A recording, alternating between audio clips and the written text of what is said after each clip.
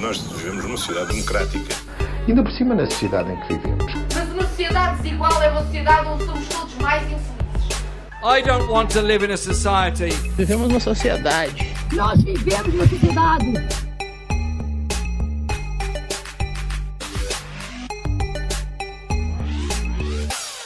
You know, we're living in a society. Olá, gamer manos e maninhos, bem-vindos à Hora Nerd. Nós vamos estar a discutir todas as novidades da Marvel e da Disney na primeira hora do podcast Hora Nerd. Aqui é o vosso maninho Jogo do Pau, tenho comigo Shibata, Gamer World e Funky Kong. Falem aí, manos. Então, meu puto, como é que tu estás? Como é que é, meus putos gamers? Estás há muito tempo fechado em casa, não é? Sai de casa, Guilherme, vai dar um passeio, a sério. Tens de seguir. Passeio higiênico, por favor. Então, eu sou... Querem tentar adivinhar quem é quem? Eu sou o Jogo do Pau, sou o Guilherme, sou @sexgratuito no Twitter. Catarina, tu és quem? Opa, não faço ideia. Shiba, ok. Pode ser. Aceito. @catcumband. Rita, olá. Olá, eu não sou dessa geração, eu não consigo perceber o que vocês estão a falar. Eu acho que tu podes ser a Funky Kong. E o Gamer Word fica o João, que é o @certezamente, e claro, a nossa Funky Kong é a Rita e do Camassas. Estamos aqui reunidos para vivemos numa sociedade, ficámos muito felizes das pessoas terem ouvido. Primeiro acho que tivemos 3 ou 4 pessoas a ouvir, foi muito bom. Ou seja, menos pessoas ouviram do que as que estão neste momento a gravar. Sim, foi interessante. Foi fixe. Acho que é todo um conceito. Não, as 3 pessoas que viram disseram que foi bué fixe. Eu gostei. Senti-me bué o amor. A minha mãe Vamos tentar chegar às 4. É isso. Sim. O nosso objetivo é aumentar, isto é o quê? 33,3%? Conseguir chegarmos às 4 pessoas. Tivemos uma semana super cheia de drama e de coisas. Pânico. Não é? Pânico, botões de pânico. Mas por pedido do João, eu queria só começar pelo... Não sei se vocês viram o artigo da nossa amiga e futura convidada, certamente, Raquel Varela. Opa, eu já ando a fazer spam no e-mail para ela vir, mas precisamos de... Sinto que se ela souber que são 4 ouvintes, ela vem. Para já, com os 3, ainda não... Mas ando a fazer spam. Não li o artigo, confesso. Ainda não. Ok. Confesso. Eu acho que isso dá-te a mesma credibilidade para falar do artigo do que a Raquel Varela para falar de pandemias. Sim, eu não li o artigo, mas tenho uma opinião muito, muito formada, muito bem. Portanto, eu não li. Mas sou especialista no artigo. Atenção. Okay. Eu não confesso, me digam que não. Eu li até à palavra Stalin. Depois foi aí que eu parei. Porque pronto, acho que há limites, não é? Qual é que é o... É que está na moda agora toda a gente fala em Stalin, meu Deus, o que é que se passa? O Miguel Morgado diz que a geringonça foi stalinismo. O Sérgio Sousa Pinto diz que o Miguel Matos, o Vincent Adultman do BoJack Horseman, novo líder da JS, também está a ser stalinista ao apagá-lo, não é? Tipo, suponho que seja esse o contexto, tipo, não o mencionou, portanto está a tirá-lo das fotos. Como num mau break-up. O que é stalinista? Essa pergunta foi... João, essa pergunta foi tão stalinista, a sério. Foi tão stalinista. Exatamente o que um stalinista diria. Eu às vezes levanto-me de manhã, lavo os dentes, lavo a cara e digo tão stalinista. Vais ser mais stalinista. Sabes quem é que também acordava, lavava os dentes e a cara e pensava coisas a seguir? Stalin. O Stalin. Eu tenho pena que o Camilo tenha já falecido, porque gostava de que ele tivesse uma sitcom em que ele fosse o Stalin e acabasse sempre a dizer Stalin. Mas olha, o Camilo já morreu. Acho que sim. Epa. Já não fazia ideia. Não sei, isto é... Agora, por isso é que organizámos este podcast. Se calhar morreu. Acho que sim. Camilo de Oliveira está morto. Espera, morreu. Agora fiquei um bocado na dúvida. Isso Morreu em 2016. Opa, sim. Pois foi que a RTP fez aquele especial todo. Yeah. Mas não era a pessoa perfeita para fazer de Stalin? Era. Em blackface. Em blackface. Isto, Stalin, está. E depois acabava o episódio. Ele olhar para a câmara. Não, mas pronto, neste contexto, é basicamente ela está a dizer que o consenso científico é stalinismo. Ou seja, é assim, eu já não tenho grande apreço pela figura só porque é daquelas pessoas que acha que negar a crise ambiental é uma personalidade. Portanto, logo à partida está tipo na minha shitlist com o Zé Diogo Quintela e afins. Mas é que aqui começa a entrar um bocado tipo no negacionismo das vacinas, ou pelo menos, ou seja, não é um negacionismo aberto, mas é tipo, nós nem sequer sabemos, isto é uma nova técnica, utilização do RNA, blá blá blá. Não é nada, desculpa lá, não é uma nova técnica, quer dizer, o mRNA está a ser agora usado em vacinas, mas já era usado antes, portanto já leva décadas, ou se calhar quase uma década se calhar não é décadas, mas uma década de estudos. Mas essa é uma ela leu na net isso, porque isso é uma dos chavões que usam, é o facto de estar a usar ou adenovírus ou mRNA, mas em ambos os casos já eram utilizados para outras doenças, noutras terapêuticas, portanto... Não, isto lembra tipo o Trump naqueles discursos dele em que ele claramente ouviu falar de qualquer coisa no dia anterior e depois diz tipo, as pessoas não sabem isto, o que ele quer dizer é, eu não sabia isto até ontem, não é? Mas as pessoas não sabem isto, mas, não é? Tipo, hidroxicloroquina ou qualquer coisa assim, é bem fixe, portanto. Eu não sei, tipo, a mim, eu não quero perder muito tempo neste artigo, mas já tem respostas, mas... João, eu ouvi que tu tinhas uma opinião, se calhar, mais generosa sobre o que ela estava a dizer? Não, de todo. Eu acho que a Raquel Varela está a um passo de ir para o Rossio dizer que estão a meter bebés nas vacinas. Porquê? Porque eu li este artigo da historiadora / socióloga ou socióloga, não sei. E ele apresenta os mesmos argumentos, ou pelo menos em relação à vacina, que eu vi num vídeo que o meu pai me mandou sobre uma ginecologista americana que costuma estar muito na Oprah e no Dr. Phil, a dizer que a vacina altera o DNA da espécie humana. Portanto, ela está ativamente a participar em desinformação ou para-informação, uma coisa assim, uma realidade qualquer alternativa que só existe nas pessoas que estão fora do consenso, estão fora do centro científico, estão fora da comunidade científica, e porque eles lá dentro sabem e não passa cá para fora, mas há pessoas cá fora que sabem e que estão a dizer a verdade real, e essa verdade vai para os murais de Facebook de homens de meia idade que depois me mandam isto à meia-noite, e eu tenho que explicar que não, a vacina não te vai, sei lá, fazer crescer um dedo. Vai-te transformar num reptiliano. Eu repito que não li o artigo, mas isto parece-me claro caso daquelas situações muito complexas da ciência que são difíceis de... Obviamente, se eu não tenho um curso na área, não vou perceber aquelas palavras que a Rita disse há bocado. Eu confesso, não sei o que é que... Não li o artigo, portanto não percebo nada disso ainda, mas quando ler, obviamente... E pronto, há um aproveitamento do facto da linguagem científica ser tão complexa e tão difícil de perceber na totalidade. De facto é difícil, e para pôr em causa a forma... Ou seja, só porque eu não percebo e porque vi na Fox News que de facto isto é estranho, se calhar é porque se eu não percebo, Raquel Varela, especialista tanto em História como em Sociologia, se eu não percebo... Como é que alguém me pode... Não faz, lamento. Dizerem-me que é porque não tenho um curso na área específica é fake news. Porque... Eu estou a imaginar o artigo que ela vai lançar sobre... Não, os dinossauros não grasnavam. Na minha infância... eu vi esse tweet hoje. Abriu-me um mundo de possibilidades. Mas eu quero só ler tipo uns pequenos certos. Logo no início, os suecos chegam ao fim deste caminho como uma sociedade mais adulta, responsável e democrática.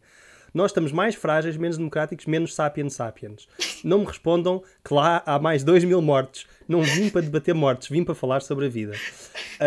Ou seja, o que ela está a dizer é que isto foi lançado à 00:05. Eu não sei, eu não quero estar aqui a lançar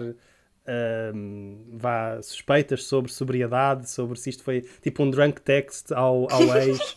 Estás a ver, tipo, há decisões que as pessoas às vezes tomam tipo às horas da noite, como tipo lançar este artigo, que são questionáveis. Não é também para entrar aqui nesta conspiração que estás a lançar, mas repara, os artigos do José António Saraiva normalmente também saem à meia-noite. Dizerem-me que é porque todos... Se calhar é super normal. Agora, dizerem-me que é porque todos os artigos saem à meia-noite, para mim é estranho. Eu acho que faz parte da conspiração. Faz parte. Mas pronto, isto era só para dizer que, entretanto, ontem, no domingo, saiu uma notícia que o sistema de saúde da Suécia está sobrecarregado, ou está perto de estar sobrecarregado, que são capazes de ir pedir ajuda à Finlândia, aos vizinhos, e que, pronto, obviamente comparado com os outros países da Escandinávia, está a ter um pico enorme na segunda vaga, que é incomparável, não é? Quer dizer... Eu não sei se ela falou com os suecos em relação à opinião que tem sobre os suecos serem mais sapiens que nós. mas na altura e no início da pandemia, quando falei com um amigo meu sueco, claro, todos temos um amigo, não é?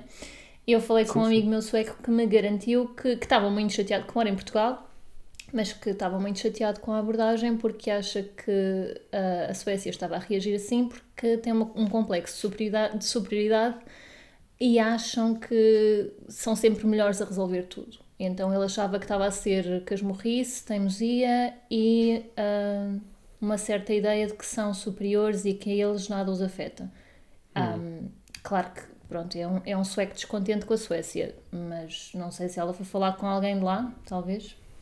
Não, mas esse discurso já chegou cá, não é? Quer dizer, porque eles são mais frios, são mais distantes, são mais responsáveis, saem menos, whatever. Ou seja, há esta conversa toda sobre... Cultura superior, no fundo, não é? Sim, eles são a cultura superior, podem manter os bares abertos. Nós somos uma cultura inferior e uns bêbados e temos de ter recolher obrigatório porque senão ninguém põe mão nisto.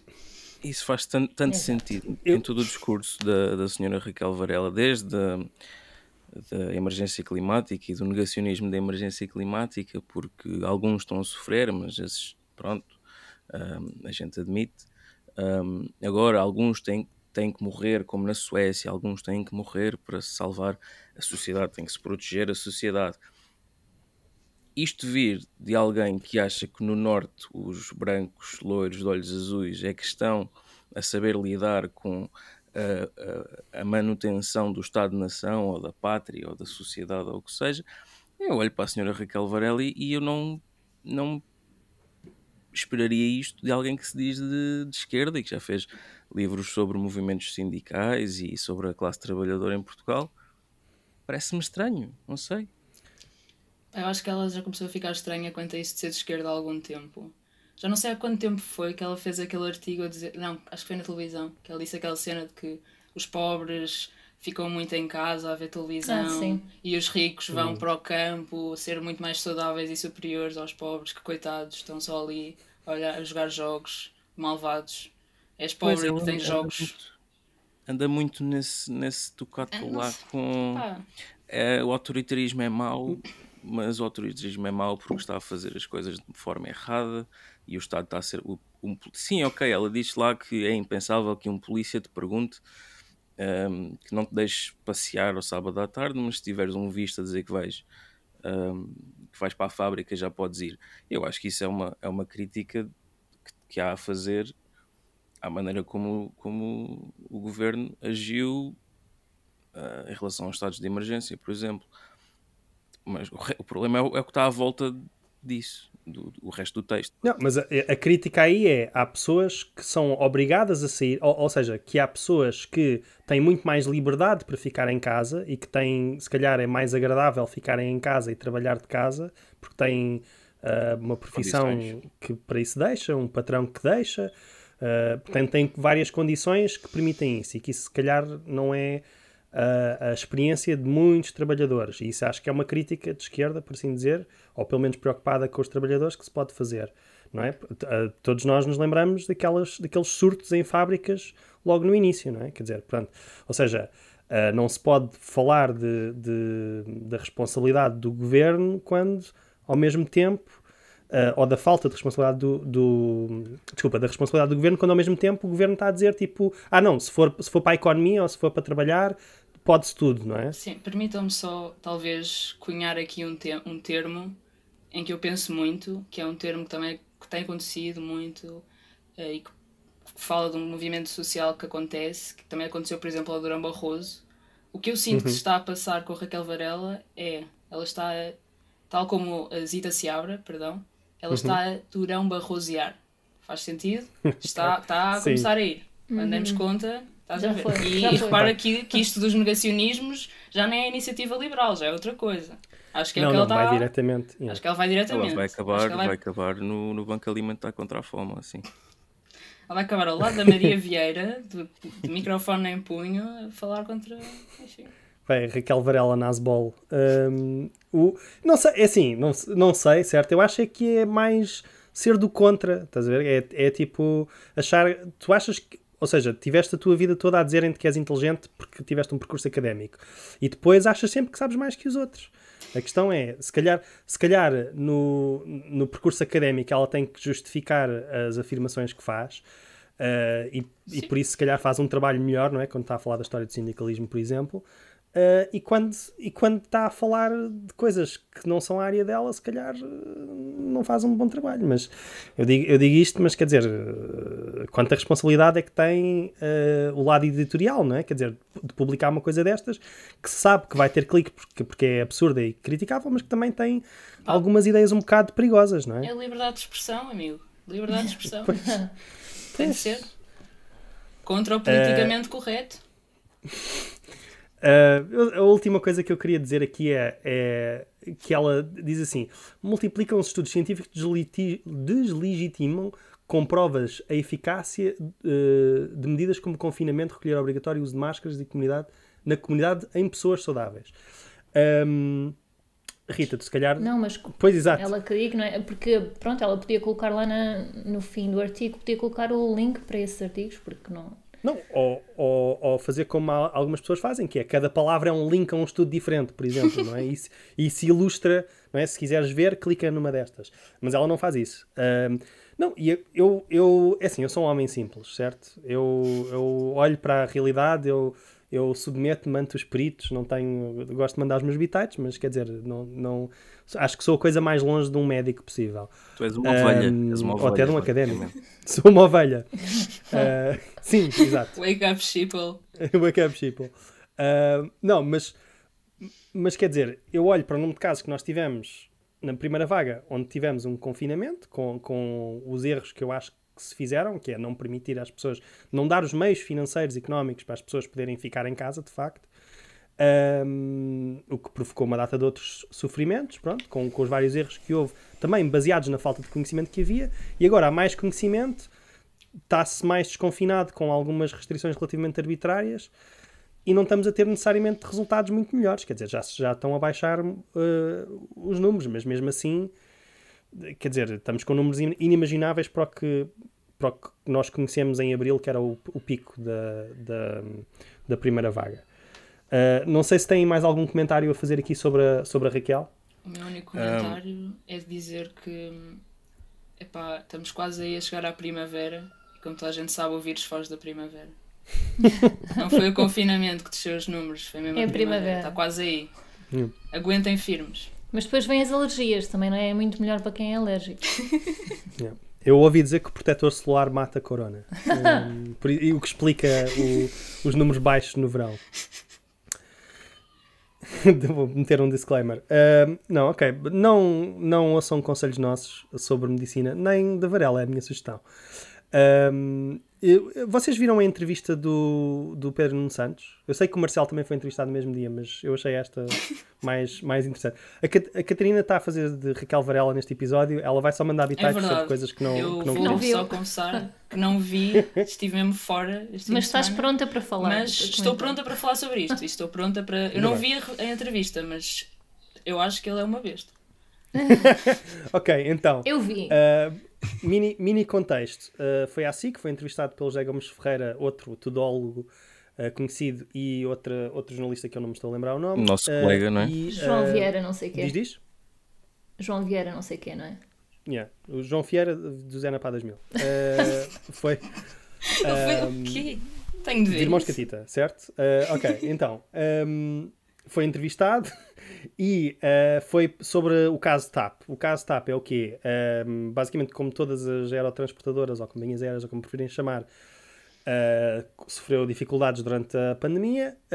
Como resultado, foi intervencionada, no sentido em que retomaram controle através de compra de ações da TAP. Portanto, renacionalizou-se, por assim dizer, apesar da administração ser a mesma, mais ou menos. Não sei, acho que, entretanto, o Neilman foi-se embora.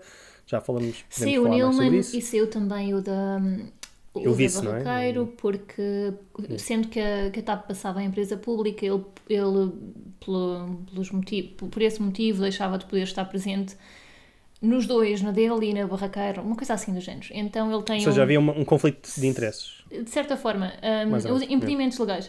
Então ele tem uma representante, mas ele continua com 25%, acho eu, ou 22% da TAP. Sim. Continua a haver uma participação privada na TAP. E a questão é que se está a falar de primeiro eram 1,7 mil milhões, não é? Esse foi supostamente o custo inicial, e agora já se está a falar de 1,7 ou 1,2? Acho que era 1,2. 1,2 era o que já estava. Acho que agora não é? foi. Mas agora são mais 3, sim. Sim, agora são mais 3 mil milhões. Em diferentes fases durante 10 anos, ou uma coisa assim. Pronto. Rita, eu só quero notar que isto começou logo, entrada a pé juntos do Pedro Nuno Santos. Basicamente, o José Gomes Ferreira foi confrontado ali pelo comentário que tinha feito, não é? Ou seja, ele basicamente atacou, de certa maneira, a credibilidade ou a coragem política de Pedro Nuno Santos, tentou criar ali uma espécie de intriga entre ele e o Primeiro-Ministro, e foi imediatamente confrontado com isso, e depois disse, não, eu não estou aqui como comentador, estou aqui como entrevistador, isto não é um debate. Portanto, logo ali, tipo, a dizer que eu sei dar, mas não gosto de levar, pronto. Ok. Não sei, Rita, o que é que achaste? Olha, achei bem. Claro que a questão da TAP acho que é muito difícil neste momento e não é nunca consensual, e tudo depende da forma como vês o mundo. Eu, honestamente, acho que nesta fase, e estando Portugal no sítio em que está, e à partida não vai mudar de sítio, não é? Sim. Dado o facto de nós não termos nenhum tipo de ligação ao resto da Europa, porque se tu quiseres ir, não há um comboio rápido para Madrid, não há uma forma de tu saíres daqui. Portanto, acho que de certa forma é um bocado, faz parte de quem nós somos, e se queremos estar no mundo, termos uma companhia como a TAP. Agora, então, o que estás a dizer é que és a favor do regresso do TGV, é isso? Também, claro que sim, acho que devia ter sido feito na altura, porque agora se calhar não podíamos estar a ter outra conversa, porque nós estamos mesmo muito longe. Longe de tudo. Mas ajudava. Mas ajudava, claro. E então, não faz sentido para mim esta conversa de outras empresas, o mercado regular-se-ia, outras empresas entrariam. Então, mas e as low cost? Que desculpa? Que é sempre a conversa, não é? Sim, então, e as low cost? As low cost são subsidiadas pelo Estado, não é? As pessoas esquecem-se um bocado disso. Exato. Por exemplo, a Ryanair não está na Madeira porque pediram ao Governo Regional não sei quantos milhões para fazerem aquela rota, não é? Portanto, nós queremos estar na mão destas empresas que fazem isso, e depois também não é só isso. Pronto, não querendo justificar com o turismo, porque no outro dia havia um take inteligentíssimo de alguém que dizia esta esquerda que detesta o turismo e a forma como o turismo descaracteriza as cidades, mas agora está a defender a TAP por causa do turismo. Ok, pronto. Factos. O turismo não tem de ser selvagem, o turismo não nos tem de entrar pelo prédio adentro, que é o que acontece, não é? Não temos de estar a ouvir aquelas rodinhas nas escadas durante toda a noite, só porque é preciso haver turismo. Mas pode haver uma forma mais saudável de haver turismo em Portugal, e os turistas que interessam a Portugal são aqueles que a TAP traz, não é? São os que vêm dos Estados Unidos, os que vêm do Brasil com dinheiro. Esse é o turismo que traz dinheiro, não é? Portanto, O que é que nos compensa os turistas? Estás a dizer que esse não é o turismo que se pendura na estátua do Rossio para tirar uma selfie? Pois. São turismos diferentes. São turismos diferentes e eu sou turista também que já andou muito de Ryanair e eu acho essencial que haja Ryanair para as pessoas terem acesso a viajar, não é? Para poderem conhecer outras coisas, mas para o PIB do país interessa os turistas que a TAP traz e que trazem depois também investimento para construtoras e compram coisas e pronto, também que no fundo tornam a nossa vida mais difícil. Mas João, qual é o teu take? O meu take é que devíamos fechar as fronteiras e quem estivesse cá dentro estava. Isso provavelmente ajudava-nos com a questão da Covid, não é? Se formos a ver, muitos dos países que se safaram melhor foram os que eram de facto ilhas, ou seja, a Rita estava a dizer mal, acho eu, que não podemos mudar a nossa condição geográfica. Eu acho que isso é falta de imaginação política da minha parte. Acho que podemos, se todos fizermos muita força na fronteira com a Espanha, conseguimos empurrar-nos um bocadinho para fora. A jangada de pedra. A jangada de pedra, mas mais pequena. Assim, eu foco-me um bocadinho mais na parte jornalística, porque é que logo nos primeiros 5 minutos, além daquela entrada a pé juntos do Pedro Nuno Santos, há outra coisa que me chateou imenso, que é o José Gomes Ferreira, e bem, apresenta a parada, não é? Há 10 mil empregos, e o Pedro Nuno Santos corrige e diz, não, há muitos mais que são, ou seja, que não estão diretamente ligados à TAP, mas que estão dependentes da TAP, ou seja, estão ligados à TAP, mas portanto há pelo menos 10 mil empregos que estão dependentes. E são bons empregos, não é? Tipo, são empregos relativamente bem pagos, especialmente para a média portuguesa. E que estão em risco. Só que a pergunta que surge daí, ou seja, estabelecemos a parada, 10 mil empregos, a pergunta que surge daí é, se isto correr mal, o Pedro Nuno Santos demite-se. É assim, eu não estou preocupado com o emprego do Pedro Nuno Santos. Eu estou preocupado, quanto muito, com aquelas tipo 10 mil pessoas, não é? Tipo, não sei, se calhar a pergunta devia ser o que é que, se isto falha em Bruxelas, não é? O que é que, porque o plano ainda tem que passar por Bruxelas. Qual é a consequência? Exato, o que é que se vai fazer, não é? O que é que se vai fazer com aquelas pessoas? O que é que se vai fazer? Qual é que é o plano B do governo? E acabaram por, mais à frente, fazer essa pergunta, mas chateia-me que é sempre muito à volta do que é este teatro político de faz admissão, não faz admissão, quais é que são as consequências políticas. Isto na verdade é uma trica intrapartidária, intragoverno, qualquer coisa assim, não é? É preciso criar este drama pessoal. Sim. Ou seja, o drama pessoal daquelas 10 mil pessoas não chega. Eu sinto o que tu estás a dizer e, repito, não vi a entrevista, mas eu acho que o que tu estás a dizer é a entrevista devia ter sido conduzida por Miguel Sousa Tavares. Acho que é isso. Sim, era o que faltava, não é? Alguém que repara, falamos disto no último episódio, ele disse que voa muito na TAP. Portanto, olha, uma pessoa interessada. E dos comentários que li sobre a entrevista, o Pedro Nuno Santos falou imenso, pôde expor o seu ponto de vista. Claro, porque tinha um entrevistador que lhe permitiu isso, achas normal? Tinha dois. Exato. Tinha dois, ainda por cima. Não, e atenção, eles faziam um tag team, não é? Quer dizer, eram dois entrevistadores bastante... aquilo era um handicap match, não, mas havia dois entrevistadores que eram marcadamente ideologicamente de direita, ou pelo menos economicamente liberais. O Pedro Nuno Santos disse várias coisas que eu até achei inteligentes, não é? No sentido, por exemplo, a economia, por exemplo, as contas, as finanças de uma empresa não são as finanças de um país, que só faltava dizer, que acho que falta dizer na política portuguesa, também não são as finanças de uma casa, não é? Ou de uma família. Que é uma das tretas que nos andam a impingir há 40 anos, mas lá está, ele disse isso bem e depois o jornalista disse, não, mas eu acho que não. Ok, tá bom, eu quero lá saber o que é que tu achas, jornalista, tipo, não é suposto fazer perguntas e depois é suposto, sim. Pois, acho que ele até devia ter feito isso mais, fazer isto sobre ele, acho que é isso o jornalismo, mais. Interrompe, vai, não deixa falar. Eu estou a ser entrevistada e quê? Vou dar a minha opinião? Tipo... Vou conseguir construir um pensamento coerente? Não vou. Mas acho interessantíssimo estarmos a falar da cena da TAP, que é uma coisa que nos afeta a nós diretamente. Antes de falar do turismo, a TAP é importante porque temos ilhas e qualquer coisa as low cost deixam de ir para lá porque já não dá lucro. Não dá dinheiro. Temos imensos portugueses pelo mundo que precisam da TAP para voar para Portugal. E essas duas funções... Há também aquela questão de, às vezes, em cenas de interesse público, ir buscar medicação ou isso, a TAP servir. Não, e como foi agora da pandemia... Claro. Na pandemia, exato. E temos de estar a ir pedir, por favor, a Bruxelas, por favor, deixem-nos fazer isto, porque a TAP é tão importante para nós. temos de ir. Esta é que devia ser a questão. Temos de ir a Bruxelas. Eles têm de aceitar o que nós queremos fazer com a nossa. Nós temos aqui 10 milhões neste barraco e não podemos decidir o que é que nós queremos fazer com a nossa TAP. Isso é que é um escândalo. Desculpem lá. Muito stalinista da minha parte, talvez, sim. Mas é o que eu acho.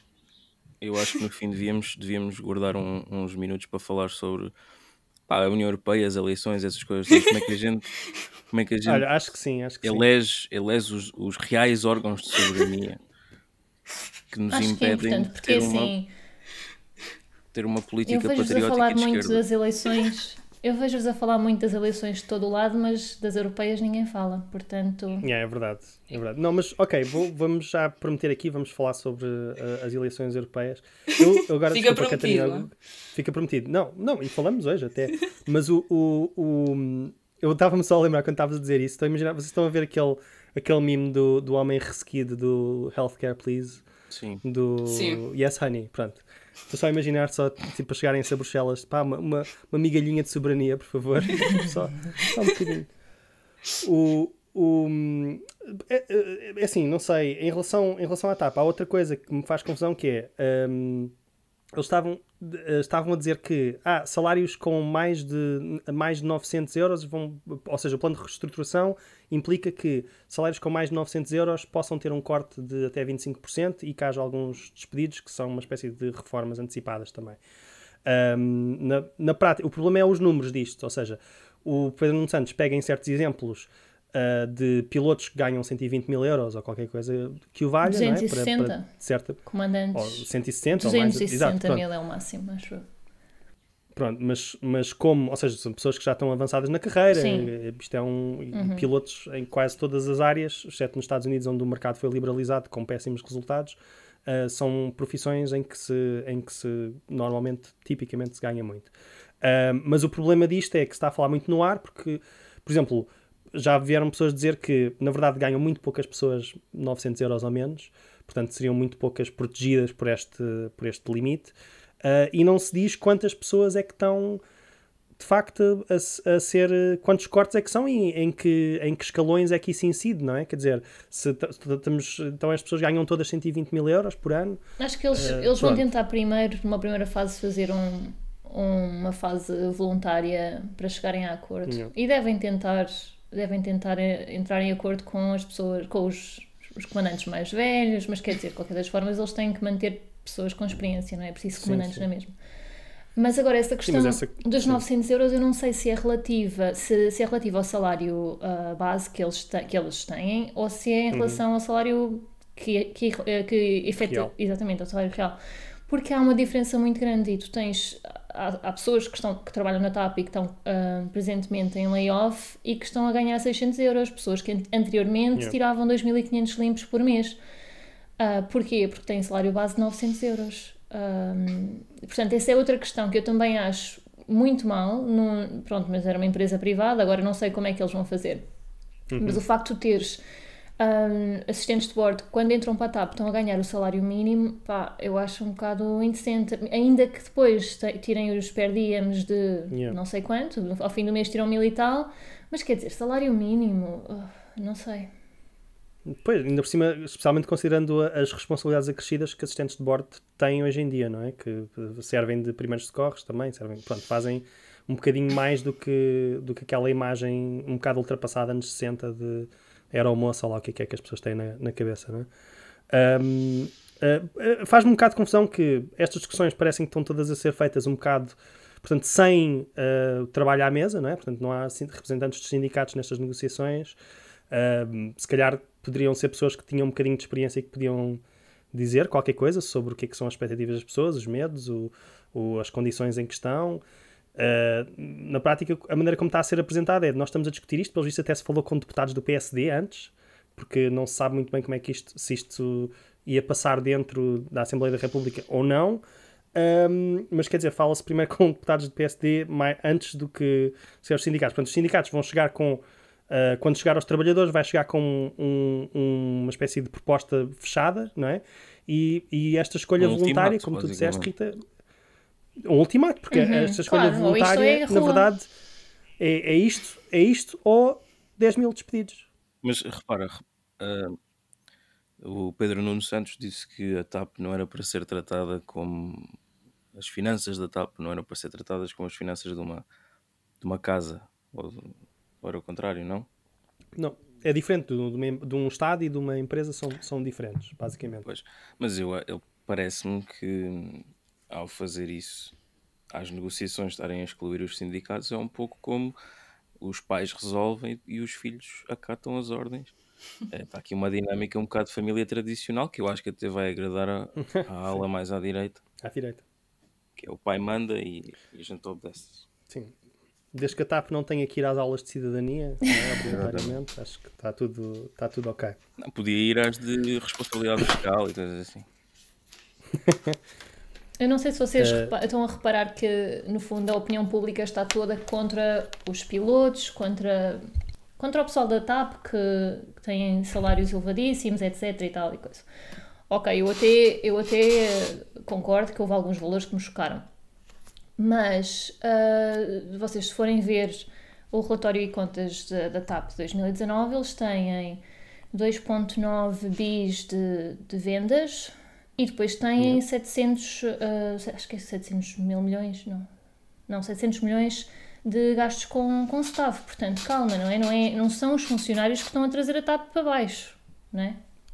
Não são a maior despesa. Aliás, há uma coisa ainda mais grave aí que... E aqui eu também não quero entrar muito porque sinceramente não me sinto... sinto que não há informação suficiente sobre isto, que é, quando se fala da TAP, normalmente a cara da TAP, não é? O que as pessoas pensam que é a operação da TAP é a TAP SA. Portanto, isto é quem faz os voos, é quem emprega estas pessoas todas e, na verdade, é quem faz os rendimentos todos, ou seja, a fonte de receitas é esta operação. E depois há a TAP SGPS, que tem dívidas astronómicas e que qualquer coisa que eu vi foi tipo 95% das receitas vem da TAP SA. Ou seja, existe esta empresa, como é que se diz, de topo, não é? de guarda-chuva, não é? Que está por cima da TAP SA, portanto, que é a empresa-mãe da TAP SA, e que na verdade se meteu numa série de negócios péssimos, e depois tu olhas para a TAP SA em si, antes da privatização, o que eu fui ver é que 9 dos 15 anos teve lucro. Sim, portanto, e é por isso que os pilotos e os sindicatos protestam tanto, porque eles veem que têm lucros e depois veem que lhes estão a arruinar e que estão, no fundo, a tomar decisões que a longo prazo os vão afetar, como agora estão afetados, não é? E têm razão. Sim, acho que têm razão. A grande parte disto, se não me engano, foi eles nos anos 90 compraram no Brasil. A Varig, no Brasil. Era uma coisa de manutenção, basicamente um negócio que saiu furado e que dá prejuízo até hoje. Isto faz-me um bocado lembrar uma música do Zé Mário Branco que se chama Remendos e Côdeas. É exatamente o que se está a passar aqui. Portanto, os trabalhadores sabem perfeitamente que há um pão inteiro para comer e que há um casaco inteiro para vestir e têm de se contentar com os remendos e as côdeas que os patrões estão a negociar à porta fechada. E acho um escândalo. Eu fazia greves atrás de greves, sinceramente. Epá, chamem-me o que quiserem. A palavra já foi aqui usada muitas vezes. Epá, sinceramente. Mas acho que Stalinista? Não. O Stalin adorava greves, certo? Isto é uma coisa que toda a gente por isso é que greves são más, na verdade. Exato. Mas pronto, eles sabem perfeitamente dessa situação, dos lucros que a TAP tem tido, e têm de se contentar com este remendo, com esta côdea, porque obviamente o pão inteiro está reservado para outras pessoas. Acho que vão ouvir a música, está lá tudo. Agora pensem. Pensem. Falando, estamos aqui a falar de fronteiras, de viagens. O tópico que tem sido mais falado esta semana e que tem tido imensos desenvolvimentos, é um bocado difícil acompanhar esta cronologia, mas a 12 de março deste ano, um imigrante, Igor Omeniuk, eu já fui ver, é assim, um artigo disse que se lia Igor, aquilo escreve-se I-H-O-R, o nome do cidadão ucraniano que faleceu às mãos do CEF. Mas pronto, houve esse caso. Diz João. Ainda bem que esclarecemos essa dúvida pertinente. Sim, é a parte mais importante. Sem dúvida. Mas pronto, para propósitos de coisas, se me corrigirem, eu acredito, mas o que eu li foi que se diz Igor. Pronto. Anyway, foi torturado e morto às mãos do CEF, ou seja, às mãos do Estado português, isto é em março. Mais para o fim do mês começou-se a saber, não é? Portanto, veio a público. Houve uma série de tentativas de encobrimento sucessivas. Tinha-se dito à embaixadora da Ucrânia ou do consulado que tinha sido uma reação alérgica. Tinham tentado dizer nos múltiplos relatórios que não tinha sido tortura, não tinha sido nada. E houve várias pessoas... Mamadou Ba fez um artigo no final de março sobre o caso, sobre o CEF, sobre os abusos do CEF. A deputada do Bloco de Esquerda, no início no fim de março, também fez um chamado à atenção a Beatriz Gomes Dias, fez um chamado à atenção, e no início de abril, juntamente com outras pessoas, Jacinto Catar Moreira começou um inquérito ou propôs um inquérito em relação ao Ministério da Administração Interna e para tentar perceber afinal o que é que tinha acontecido. Pronto, eu estou só a dar uma pequena cronologia e depois vamos inspecionar estas coisas todas. A meio do verão houve o caso de George Floyd e pouco depois o caso do Bruno Candé e esta questão do Igor Oménio voltou a vir à baila. Obviamente por ser, acho que mais um exemplo de como minorias, etc., são tratadas em Portugal pelas forças da autoridade. Não esquecer que o CEF é uma polícia ainda. E vi vários argumentos de má fé a dizer pois, não se fala dele, estas pessoas, estes antirracistas não falam dele porque ele não é negro, pronto, porque ele não é afrodescendente. O que não é verdade, como aliás eu já ilustrei. Mais à frente ainda, portanto agora em novembro e dezembro voltou-se a falar do assunto, voltou-se por causa, em parte pelo que eu percebi de alguns artigos do Diário de Notícias da Fernanda Câncio, e depois acho que houve, entretanto entrevistaram a viúva, porque isto é SIC ou assim, entrevistou a viúva porque foi ela que não teve indenização e pagou ela os custos funerários, etc., e da transladação do corpo. Isto voltou à baila e a ministra, desculpa, não é a ministra, a diretora do CEF, entretanto, pediram a cabeça dela, foi demitida. Havia uma história sobre ela ir ganhar 12 mil para o Reino Unido, afinal já não. E agora está-se a pedir a cabeça do Cabrita, pronto, que é o Ministro da Administração Interna, só para as pessoas, de Eduardo Cabrita. O Eduardo Cabrita teve uma conferência de imprensa incrível em que, pronto, bem-vindos, sejam bem-vindos ao dos Direitos Humanos. Caraças, devias ter aberto o programa assim. Bem-vindos. Acho que podemos pôr o clipe. Bem-vindos à luta. Bem-vindos à luta. Como diz, pelo facto de ter estado quase sozinho perante o desinteresse de todos os comentadores, perante o desinteresse da generalidade da comunicação social, eu congratulo-me que, neste momento, tantos que não perceberam nada do que foi dito, não ligaram nada àquilo que eu disse em março, em abril, que agora estejam justamente preocupados com esta situação. Bem-vindos ao combate pela defesa dos direitos humanos. Era o dia, não é, dos direitos humanos, ainda por cima, na altura em que ele fez isso. E é verdade, ele falou sobre a questão em 8 de Abril, pelo menos. Portanto, isto faz parte da cronologia da coisa. Agora, não fez nada. Quer dizer, em agosto, acho que começou-se a implementar aquela lógica do botão de pânico. Eu não sei quem é que quer pegar nisto, não é? Catarina? Quanto ao não fez nada, não sei se é bem assim.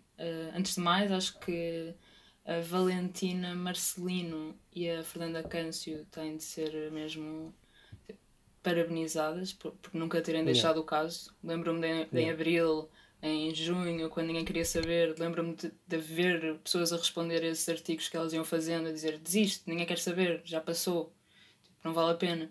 Portanto, acho que devíamos... Mas há dias vi a Fernanda Câncio falar precisamente sobre como, apesar de tudo, apesar de ser horrível, apesar do botão de pânico ser ridículo, o CEF, em relação a casos semelhantes que às vezes acontecem com, por exemplo, a PSP, foi muito mais rápido a abrir o inquérito, a descobrir quem é que foi, a pronto, toda a parte de ver quem são os culpados, apesar de tudo, parece-me que o CEF foi mais rápido nisso. Também porque aqui entra a questão da diplomacia, não é?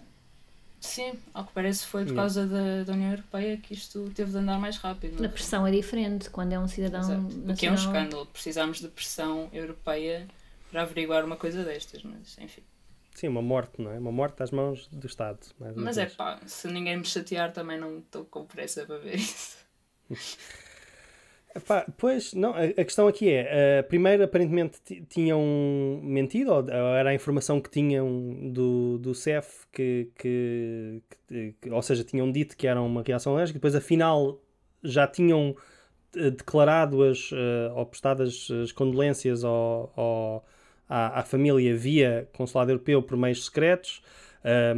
Acho que o ministro Eduardo Cabrita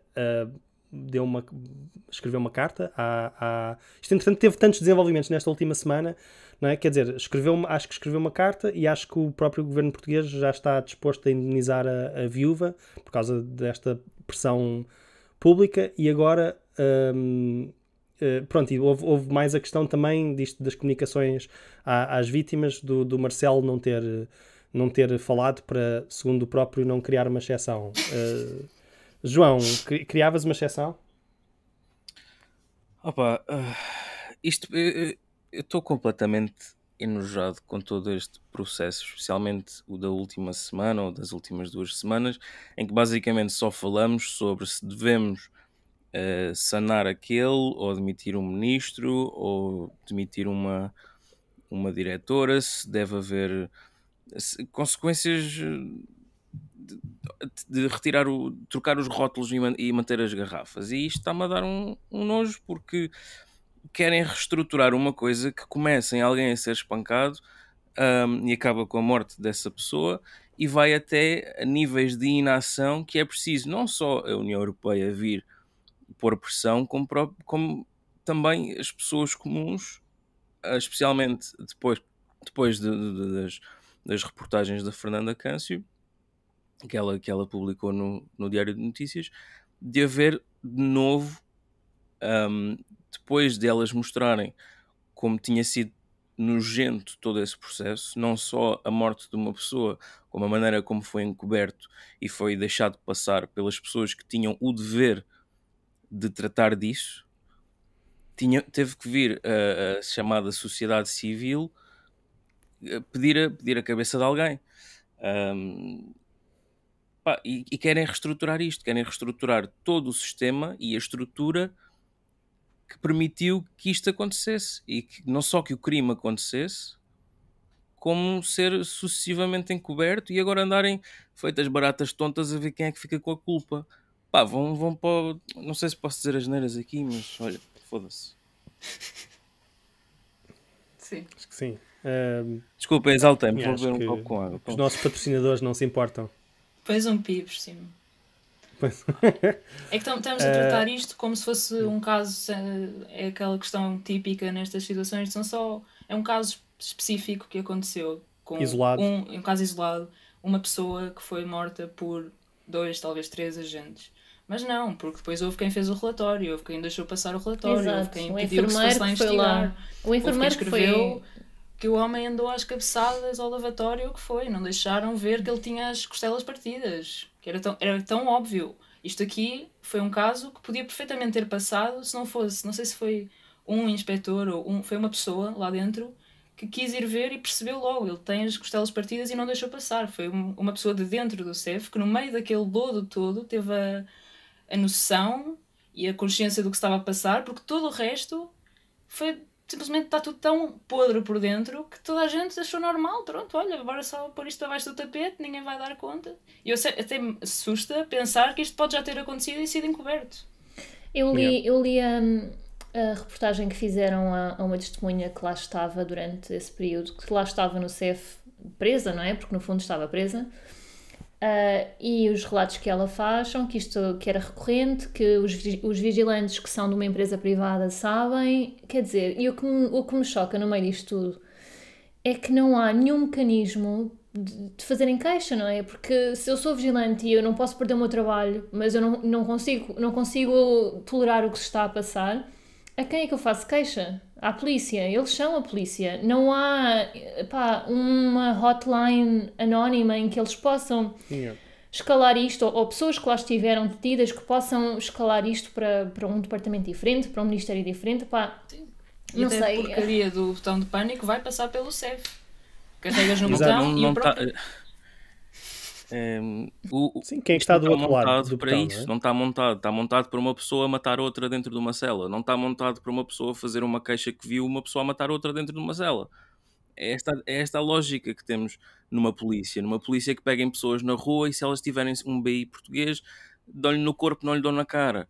É esta a lógica. Não é reestruturar, não é pegar e pintar as paredes. Tu tens uma infiltração, não pintas o teto, meu. Por amor de Deus.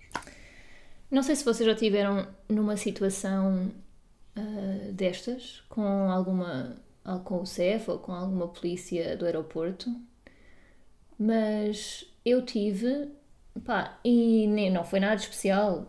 Eu vinha a sair e vinha de um voo do Rio de Janeiro e vinha mais à frente, esperei pela minha mala, vinha mais à frente e a minha irmã vinha atrás, portanto vínhamos desfasadas, eu estava sozinha. Eu ia a passar quando se vai sair do aeroporto, da parte em que está toda a gente à tua espera, e ouço um grito: você encoste-se aí. Não sei explicar o que é, no meio de tanta gente, vocês serem apontados e dizerem-vos espera aí, mas num tom aos gritos e num tom que não sei explicar. E entretanto ela começa a olhar para mais pessoas, porque mandou-me só encostar e não tomou conta de mim. Entretanto, a minha irmã chegou, começou a falar comigo, ela percebeu que eu era portuguesa e disse: não, então vá, pode ir. Eu achei aquilo estranho. Durante o tempo todo a minha única preocupação é que eu, como qualquer português que vai ao Brasil, tem logo 1000 pedidos para trazer havaianas. Eu só pensava que tinha tipo 8 pares de havaianas na mala e que me iam cobrar algum imposto, ou não sei. Mas no fundo, depois disso, no dia seguinte estava a contar este episódio a amigos e eles disseram: pois, claro, tu vinhas sozinha, vinhas do Brasil, eles de certeza que acharam que vinhas com droga. E eu fiquei, chocada com a forma como te tiram o perfil. E isto acontece-me também na parte da segurança. Eu não pareço portuguesa. E cada vez que eu tenho de fazer segurança no aeroporto, sou sempre aleatoriamente a pessoa escolhida para fazer o teste dos explosivos, por exemplo. Tens que começar a andar no aeroporto com filigrana, assim um lencinho. Sim. O vestido do rancho. Sim, nunca me aconteceu nada de mal, mas não é agradável tu sentires que és um target, ou que és sempre aquela pessoa que é escolhida aleatoriamente. E depois quando é neste tipo de situação é terrível, e neste caso foi em Portugal, também já tive na entrada para os Estados Unidos, já fui mandada para uma salinha, e é assustador. Eu tenho um caso nos Estados Unidos. Quando eu fui, o meu pai, que é sempre parado, sempre. O meu pai, independentemente do país em que esteja, quando ele estava em Hong Kong, achavam que ele era do Bangladesh. Quando ele estava na Alemanha, achavam que ele era turco. Acham sempre que ele é uma coisa qualquer, pronto. Mas nos Estados Unidos, estamos a falar de 2006, portanto a paranoia pós 11 de setembro ainda estava bastante viva, e o homem estava a ter, portanto, o senhor que estava a controlar os documentos, o passaporte, etc., estava ali a olhar para o meu pai, não sei quantos, e a fazer-lhe umas perguntas, assim, com um tom um bocado ríspido, e o meu pai não é propriamente pessoa de levar as coisas, assim, de ser subserviente, nestas interações. O homem pousa o passaporte, ele tira o passaporte de volta, guarda, não é? O meu pai guarda o passaporte, e o homem só se chega a ele: Sir, did I tell you could put your passport back? E nós estamos ali a ouvir aquilo e é tipo: por favor, não faças, não reajas, não coisa, porque tu pensas, claro que parte disto é a nossa imaginação, não é? Dos filmes que nós vemos, das reações que as pessoas têm, mas de achar que essas pessoas, lá está, o mínimo poder que tenham, às vezes têm reações completamente desproporcionais, não é? Da pessoa, sei lá, pá, não sei, tipo, também não digas bomba no meio de um aeroporto, não é? Tipo, se calhar a pessoa não faz piadas dessas, mas mesmo assim é um bocado... a pessoa fica em pânico, mesmo que não tenha feito nada. Claro, não é assustador. Pronto. É assustador. E então eu nem sequer consigo equacionar a situação pela qual ele passou, pela qual quem lá está no CEF passa. Não consigo imaginar. Sim, quer dizer, estas experiências que nós estamos a contar, tipo, não, coisas não básicas. se comparam, não é? Tipo, isto são coisas completamente banais, mas pronto, João, estavas a dizer? Eu acho que esse tipo de agentes que estão a servir serviços fronteiriços ou transfronteiriços servem um pouco como a Raquel Varela dizia que serve o desconfinamento ou o não confinamento para termos uma sociedade mais saudável, mais madura, porque basicamente esses agentes estão a controlar quem é que entra no nosso país. E se nós virmos o país como um corpo que precisa de ser bem tratado para ser saudável, nós temos que ter cuidado com quem é que entra. Portanto, eu não estou aqui a estabelecer nenhum paralelo entre a Raquel Varela e agentes de serviços de fronteiras, mas o Estado-nação não se alimenta a pão e água. Era só isso, obrigado. Então, ok, mas isto basicamente é para dizer o quê? Que isto é tipo uma reação autoimune? Tipo que... O CEF é o nosso sistema imunitário? Pois, a polícia é um bocadinho um sistema imunitário, não é? É uma metáfora que funciona, porque funciona às vezes aquilo corre mal e começa a atacar células Sim, às vezes saudáveis, aquilo não é? cria tumores e essas coisas. Exato. Não, eu já agora estava-se a falar de abolir o CEF ou de fundir o CEF, ou seja, de transformar numa agência puramente civil e passar a responsabilidade policial, e incluindo as pessoas todas que lá trabalham, para a PSP. Desculpem, o Magina da Silva, o diretor de PSP, fez umas declarações sobre uma eventual fusão. Mas o Eduardo Cabrita já veio desmentir, ou seja, que obviamente não era o diretor do PSP que decidia estas coisas. A mim faz-me um bocado de confusão, quer dizer, só por estar a haver uma espécie de administração independente, ainda por cima tu disseste, Catarina, que na PSP este tipo de crítica, de como é que se diz, de análises internas, de inquéritos internos, resolvem-se com muito menos celeridade, não é? Eu não sei que problema é que isto vai resolver. E em relação à parte civil, ou tornar-se uma agência civil, a experiência que eu conheço de pessoas que conheço, portanto tenho imigrantes na família e colegas que são imigrantes e coisas assim do género, é que, como em muitos serviços públicos, existe uma espécie de tratamento muito diferente consoante tu seres, se tu és branco, se não és branco, se tu falas bem português, se não falas bem português. Quer dizer, existe toda uma atitude de desconfiança, de oposição, ou seja, aquelas pessoas não estão lá para resolver o teu problema necessariamente, elas estão lá para filtrar os maus agentes, não é? Tipo os batuteiros, os infiltrados, o que for. E isso cria uma atitude, como também já vi várias pessoas comentar, não é? Cria uma atitude de desconfiança para com as pessoas que de certa maneira também estão lá para ser protegidas, que é um bocado, acho que é um bocado preocupante, e que cria estas, ou seja, parte disto é o quê? É a desumanização do outro, não é? Quer dizer, a ideia é que existe ali um inimigo escondido, qualquer pessoa que venha de fora pode ser um contrabandista ou o que for, ou um terrorista ou o que for. Pronto, eu não sei se alguém tem alguma opinião sobre abolir o CEF. É a desumanização e a demonização do outro, não é? É uma ideia de que uma sociedade tem de ser protegida, por um lado, como temos vindo a reparar, por ações quase autoritárias ou de Estado forte em relação à pandemia, e por outro lado tens estes agentes do Estado a filtrar, entre aspas, quem é que entra nesta sociedade que é suposto proteger. E obviamente que uma polícia... E a polícia é feita para isto, é feita para proteger de um inimigo. Proteger o quê? Isso diverge.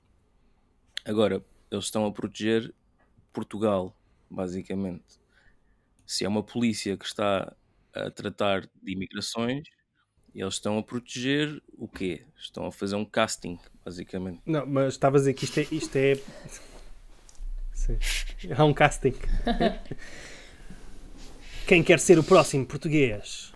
Façam isso, façam um reality show, mudem de... Não é? Passem a ser...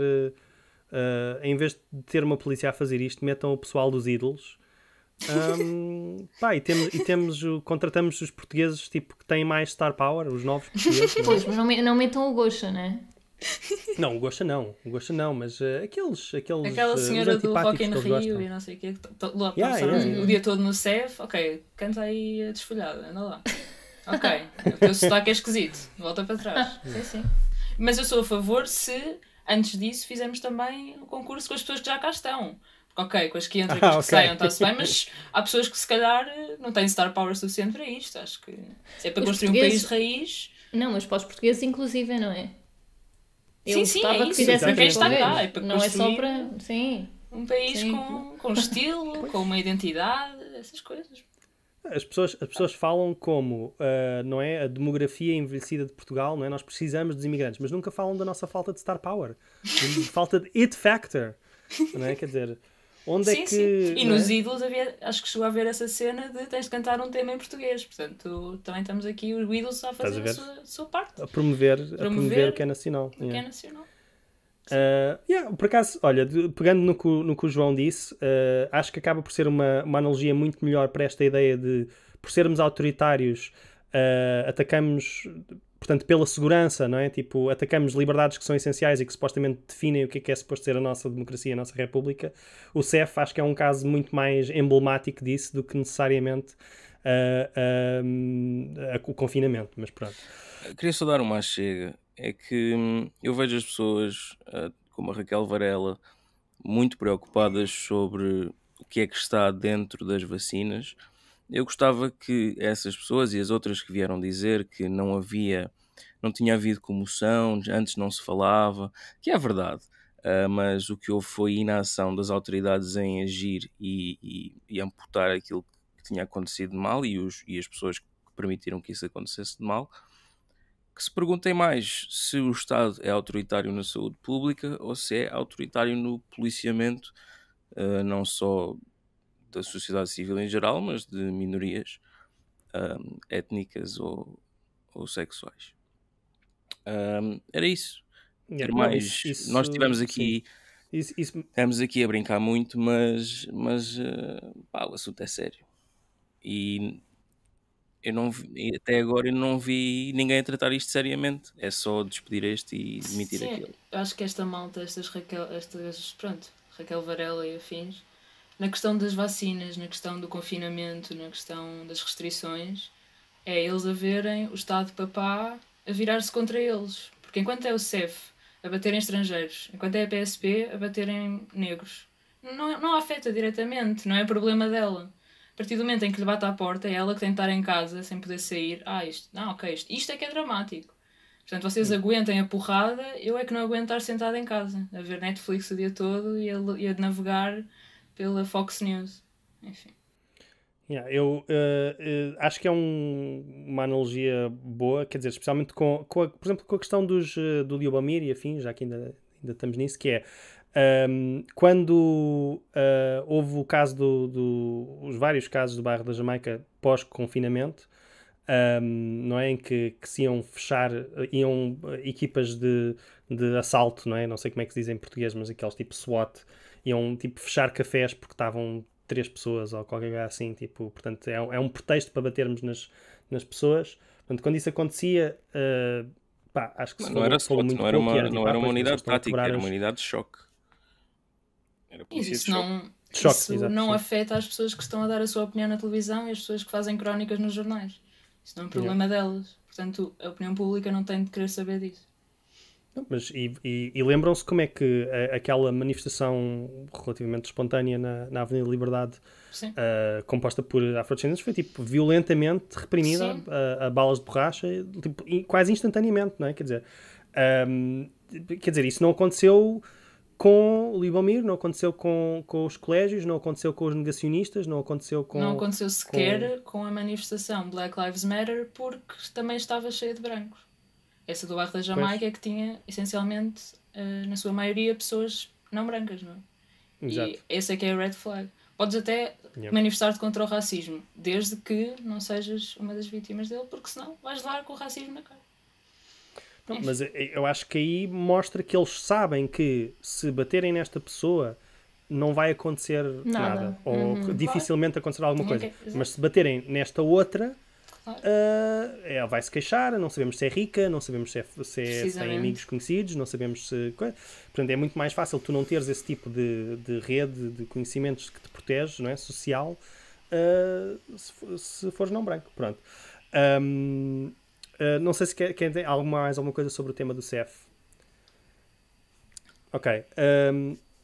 Então, eu tenho muita pena. Eu queria muito falar, queríamos todos, acho eu, queríamos falar sobre a questão da política europeia, das negociações com a Hungria, Polónia, estas coisas que definem, que vão decidir essencialmente a nossa vida. Sim, aquela eleição democrática daquela senhora que manda na União Europeia, que foi Ursula von der Leyen. O povo é que escolheu. Eu ir à biblioteca devolver o computador. Não há tempo hoje, não me digas.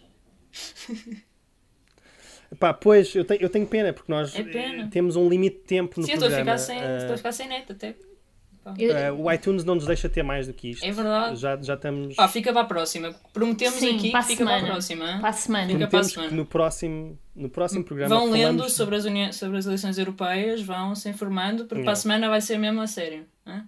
E vamos a fundo, prometemos, trazemos cá... convidados, possivelmente, pessoas que saibam mesmo da questão. Eurodeputados, acho que sim. Ainda por cima temos 2 candidatos, não é? À presidência que são eurodeputados, portanto, perfeito. Podem vir falar sobre a questão da Europa, que é tão fulcral, tão essencial. E que devíamos prestar, sinceramente, mais atenção a essas eleições. Estamos aqui a falar destas coisas e nunca falamos das outras. Exato. Olhem, gostei muito de temas às vezes um bocado mais pesados, mas tem que ser. Olha, João, estamos a perder o João, certezamente. Estamos a perder a Rita e do Camaças. Rita, tu-te a deixar de ouvir. Não. Estamos a perder a Ética de Comando. Meu Deus, até para a semana, pessoal. E eu também estou qualquer coisa, gravação, estou a passar por um túnel sexo gratuito. Tchau, até para a semana. Vivemos numa sociedade. Ok.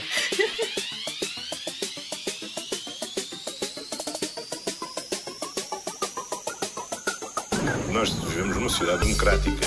Ainda por cima na sociedade em que vivemos. Mas uma sociedade desigual é uma sociedade onde somos todos mais infelizes. I don't want to live in a society. Vivemos numa sociedade. Nós vivemos numa sociedade